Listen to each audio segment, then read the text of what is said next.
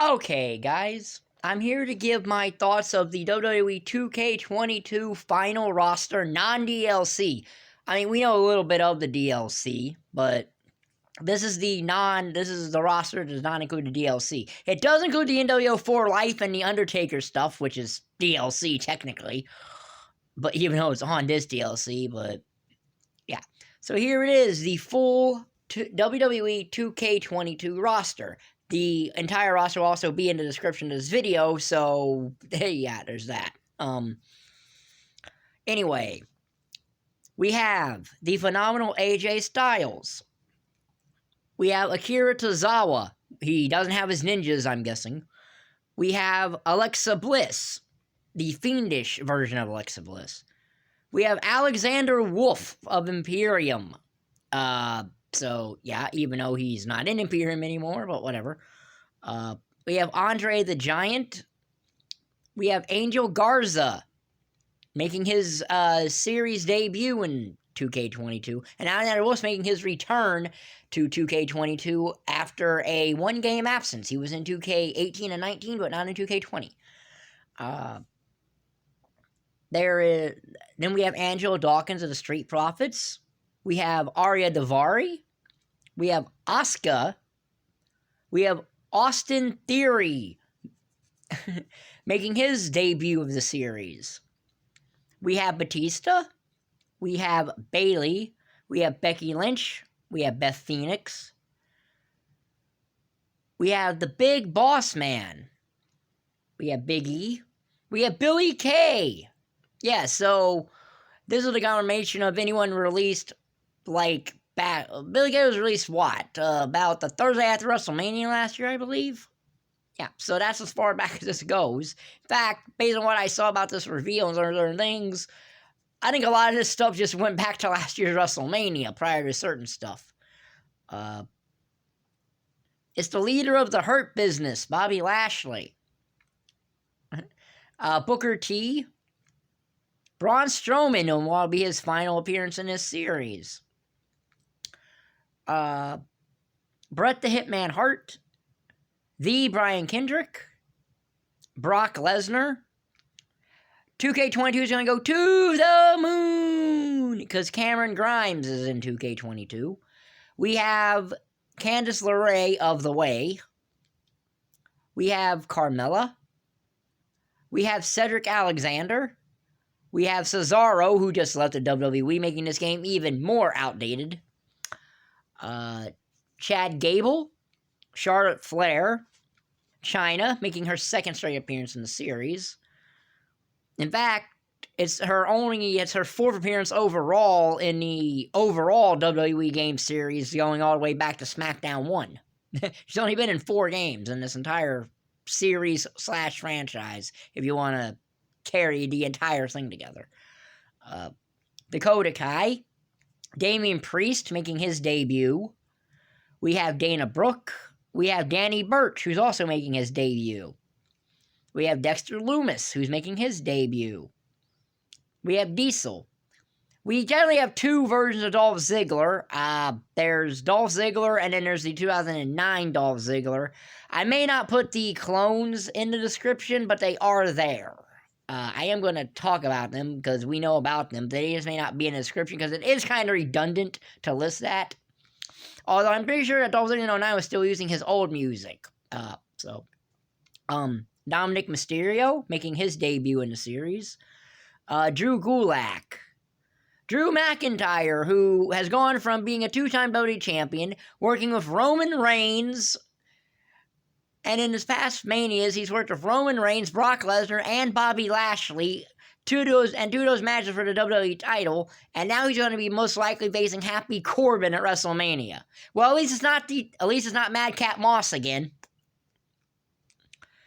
Eddie Guerrero, Edge, Elias, who is pretty much vanished from WWE, Ember Moon, who was released back in November, so it's probably going to stay in this game regardless of anything, Eric Bischoff if you get the NWO for Life edition, or you can just get the other editions and just download it, I believe day 1, what, I don't know if that means the 8th or the 11th, I don't know what that means though, because Deluxe Edition and NWO for Live Edition, day 1 would be next Tuesday, the 8th, but if you have the Standard Edition, it's the 11th, so I don't know what day 1 actually means.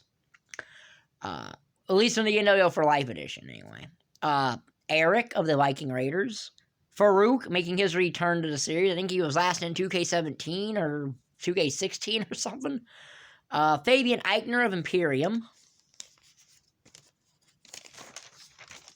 Fandango is back in what will be his final game.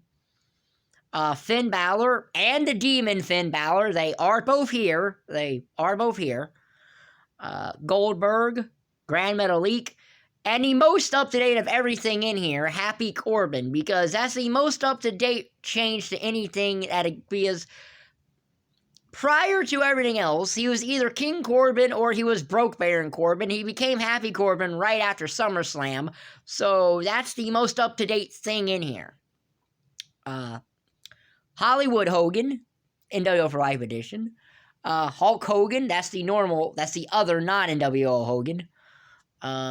Humberto Carrillo, Io Shirai, Isaiah Swerve Scott making his debut in the series, and for a little bit will be his only appearance in the series. Ivar. We have AEW's Jake the Snake Roberts. Yeah, that's weird, isn't it? The forbidden door's been broken, huh? Jeff Hardy, Jerry the King Lawler, Jey Uso, Jim the Anvil Neidhart, Jimmy Uso, Jinder Mahal. Shanky's not with him, and Veer's not with him, because I guess Veer has veered off course, just like he's veered off course of coming to Raw.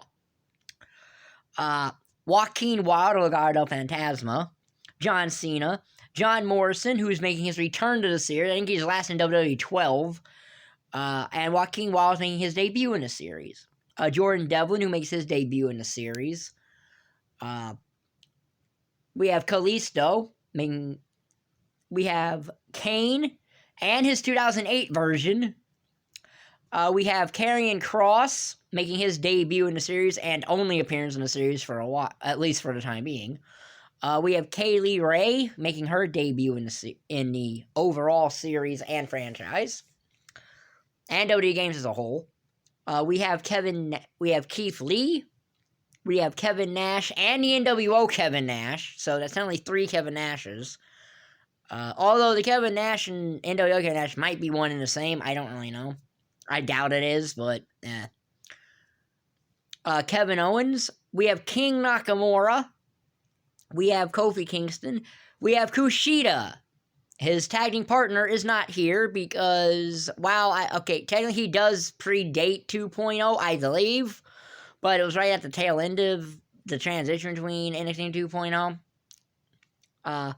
Kyle O'Reilly, another AEW superstar, as is Keith Lee, and Jeff Hardy is going to AEW. So, we have Lacey Evans, we have Lana, we have Lindsay Dorado, we have Liv Morgan, we have Mace of Retribution. Yeah, Retribution, there's a dumpster fire that needs to be talked about, huh? We have the Macho Man Randy Savage, we have Mandy Rose, we have Mansoor making his debut in the series, as is Mace. We have Marcel Barthel making his debut in the series. In fact, everyone but down to Wolfe in that group. We have Maurice. We have Mia Yim. We have Mickie James. We have The Miz and a 2011 version of The Miz. We have Montez Ford of Street Profits. Mr. McMahon, who might actually be wrestling at WrestleMania at the age of 76. We have Murphy, we have Mustafa Ali, we have MVP, who's making his return to the series. In fact, I think last time MVP was in the series was in WWE SmackDown vs. Raw 2011, I believe. We have Naomi, we have Natalya, we have Nia Jax, we have Nikki ASH, we have Oni Lorcan making his 3rd appearance in the series, which might be his final one. We have Otis making his 3rd appearance in the series. We have Papa Shango, because the Godfather doesn't work for PG WWE and thus not in these games. Although Papa Shango doesn't work for PG WWE either, but I guess it's far more cartoony than the Godfather is. We have Pete Dunne making his third appearance in the series. We have Peyton Royce. So the Iconics are complete, even though they were actually broken up for this game's entire for most of this game's development, and yet are still together in the game, anyway.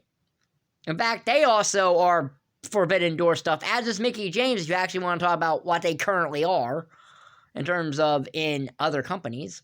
We have R-Truth, we have Randy Orton, we have Raquel Gonzalez making her debut in the series, we have Raul Mendoza making his debut in the series, we have Razor Ramon, we have Reckoning. Yes, we have Mia Yim as herself and as her Retribution alter ego, and by the way, she is 3 points lower than Reckoning. She is 3 points lower as Reckoning, so the mask actually lowered her stats. I would imagine if it's an RPG thing, that would raise your stats, for what I know. Then we have Rey Mysterio and all his doppelgangers that we at least know of, his 05, 06, 08, 09, December 09, and 11 versions. And there might be more. There's also the 96 one as DLC for PlayStation 5, I believe. There's Rhea Ripley. We have Ric Flair. We have Ricochet making his third debut in the series, I believe. Making his third appearance in the series. We have Riddle. We have the Road Dogg, Jesse James. Now Billy Gunn, because he's in AEW, making a return to the series. I think he was last in 2K17.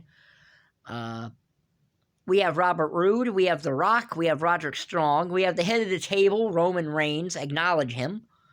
We have Roddy Piper. We have Sami Zayn. We have Samoa Joe. We have Santos Escobar making his return to the series. Or making his debut in the series, excuse me. We have Sasha Banks. We have Scott Hall and the NWO Scott Hall. I don't know if those are one and the same or not. We have Seth Rollins. We have Shane McMahon. We have Shayna Baszler. We have Sheamus. We have Shelton Benjamin. We have Shotzi making her debut in the series. We have Slapjack, who, as the character of Slapjack, is making his debut in the series, but Shane Thorne has been in, I think, 4 games and is making his 4th appearance in the games. I could be wrong on that. So, the character of Slapjack is new, though. Sonya Deville, Stephanie McMahon, Stone Cold Steve Austin, T-Bar, making his debut in the series. We have Tamina. We have the $1 Million Man, Ted DiBiase. We have Tegan Knox, who's making her one and only appearance in the series. She's new to it, and she's going to be her only one, unless they rehire her. I already talked about the Demon Finn Balor. We have Timothy Thatcher making his debut in the series. That's a cool addition, personally. Titus O'Neil, Tommaso Ciampa, who is a default NXT champion because Braun Breaker was not ever going to be on the base game, and if you thought he was, I'd want to know why you would think that. Tony Storm, Trent Seven, Triple H, Trish Stratus, Tucker, who was in the first batch of early releases last year after WrestleMania. Tyler Bate, Tyler Breeze, the Ultimate Warrior, and then all the Undertakers. The current Undertaker, 2002 Undertaker, 2020 Boneyard Match Undertaker, 1995, 1999 in the Lord of Darkness, and while we're at it, the 2010 Undertaker, unless that's just a costume for the Undertaker.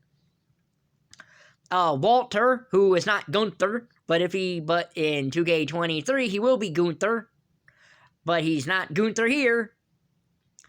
William Regal, who is making his return to the series. When was the last time William Regal was actually playable in all versions of WWE?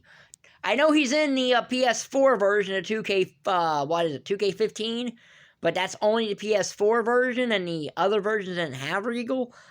So I think that's the last time he was playable in this series. We have X-Pac and Syxx. Now we have Xavier Woods. So that is the entire base roster of WWE 2K22. When we find out the DLC, I'll do a video about the DLC. I mean, we know about Machine Gun Kelly, which I don't know what the point of that is, but whatever. There might be some logic I'm missing in there, but again, when we find out all the DLC packs, I'll do a video on that. They will be included in the Season Pass, though, so if you get the Deluxe Edition or the for Life Edition, you get all 5 of those packs. You get all 5 of those packs for free. Plus the Accelerator, which still does what it did in the old games, although I think it only works for VC purchables now and not the showcase stuff. and stuff from my faction and stuff like that. So yeah. Do I think this is a good roster? Yes, I do. I do think that it's dependent on other situations, though. It's one of those things. And I call WWE out on a lot of things, but I do think that this is legitimately an okay, it's a decent enough roster. I mean, there are released people here. They didn't keep all the released people in. They kept probably ones that are involved in my eyes in. So, because that's probably why most of them are here, is because of that. It's a weird thing that the way is only 3/4 full, unless you put Dexter Lumis in there, but then again, it's still only 3/4 full because it's missing Indy Hartwell. I'm guessing she's going to be part of an NXT 2.0 pack of some kind, or maybe there's going to be 2 NXT 2.0 packs, one of men, one of women. I don't know. So yeah, those are my thoughts on the WWE 2K22 roster. If you like this video, like button is down there, subscribe button is down there, and thanks for watching. Bye.